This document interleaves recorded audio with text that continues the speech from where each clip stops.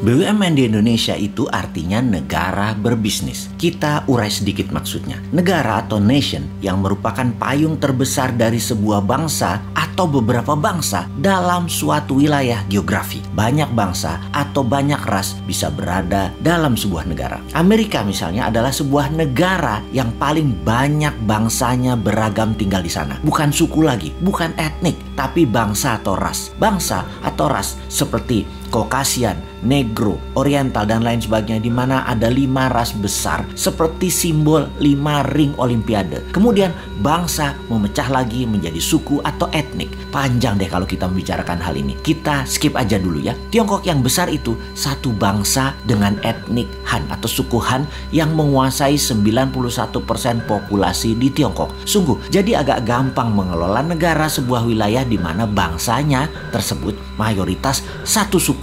Sebagai catatan, suku Han merupakan suku terbesar di dunia. 19% dari penduduk dunia adalah suku Han dan 91% penduduk Tiongkok berasal dari suku ini. Setiap bangsa walaupun berbeda warna kulitnya, semua kita satu spesies humankind, yaitu Homo sapiens. Ada yang good, ada yang bad, ada yang baik, ada yang buruk. Jadi tidak bisa kita katakan ras tertentu baik, ras yang lainnya jelek. Kembali ke negara. Ketika sebuah penduduk di suatu wilayah membuat kesepakatan, membuat undang-undang dasar, membuat ADART deh kalau itu koperasi, memilih sistem bernegara, bisa presidensial, bisa parlementer, bisa monarki, lalu sistem pemerintahnya mengambil misalnya otoritarian, demokrasi, komunisme, sosialisme, apapun. Silakan, selama isi satu negara tersebut setuju, maka negara itu berdiri dan menjalankan kehidupan bernegaranya. Di dalam bernegara ada Ipolek Sosbud Hankam, ideologi, politik, ekonomi, sosial, budaya, pertahanan, dan keamanan. Itu pun dipecah lagi di setiap bagian, punya sistem berbeda lagi di setiap negara satu dengan negara lainnya.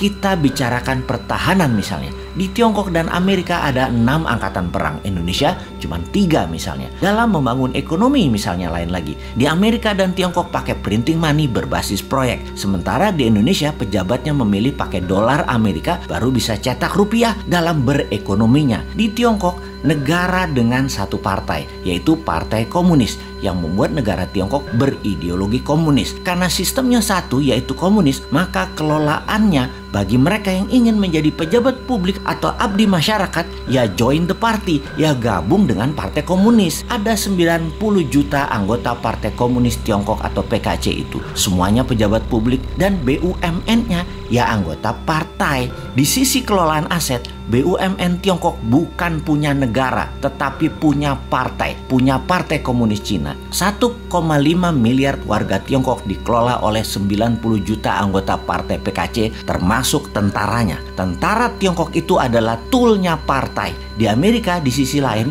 memiliki banyak partai politik, namun dalam 100 tahun belakangan hanya 2 partai besar, yaitu Partai Demokrat dan Partai Republik. Partai Demokrat berciri heavy on government atau semua sektor pemerintahan yang atur. Di Partai Republik heavy on private, apa-apa swasta kalau Partai Republik berkuasa. Jadi di Amerika tidak ada BUMN. Negara tidak berbisnis di Amerika. Amerika tuh negara swasta. Demokrat menang, banyak proyek pemerintah yang digarap tetap swasta. Di zaman Republik berkuasa, program pemerintah kecil namun swasta yang garap semua proyeknya. Kalau Tiongkok, negara Partai Komunis. Kalau Amerika, negara swasta. Kita ke Indonesia sekarang, negara yang sejak reformasi masih mencari bentuk. Dulu sangat presidensial. Parlemen terkenal dengan perkataan setuju manut pemerintah. Sekarang dalam 15 tahunan terakhir, Parlemen DPR balas dendam, mengendalikan pemerintahan kebanyakan. Jadi bentuknya sekarang lebih ke arah parlementer.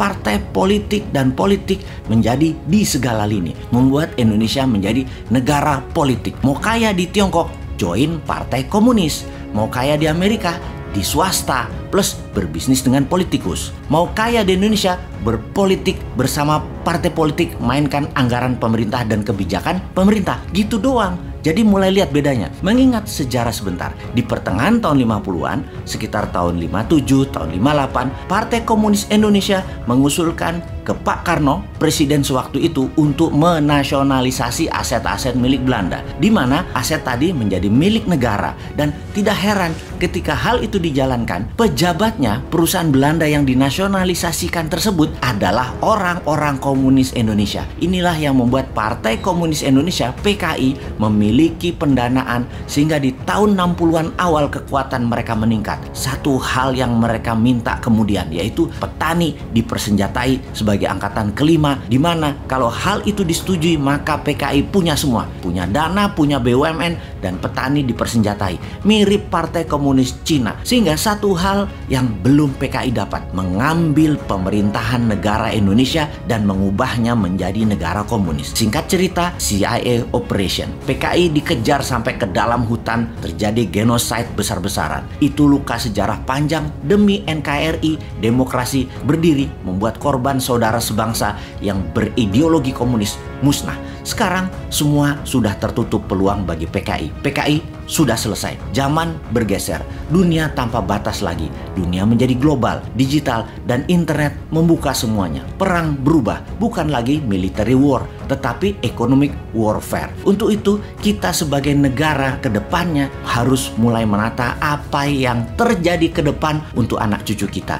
Masih cocokkah negara berbisnis? Apakah akan membuat negara menjadi single party country seperti PKC di Tiongkok atau di Meksiko? Apakah negara politik seperti Indonesia saat ini cocok untuk kedepannya, yaitu membuat Indonesia menjadi negara superpower? Kalau sahabat punya usulan, usulkan. Kalau sahabat suka dengan politik seperti saat ini, ya teruskan. Yang pasti, menurut kaum New Mind, apa yang sekarang ada tidak akan membuat Indonesia menjadi negara superpower. New Mind punya ide lain, tidak merubah undang-undang dasar, tidak merubah Pancasila, dan pastinya NKRI garis lurus. Dan pasti Indonesia bersama New Mind akan menjadi negara superpower. Gak seperti kaum Old Mind yang sekarang menjabat, di mana superpowernya yang dibuat adalah Tiongkok, negaranya penyuplai doang.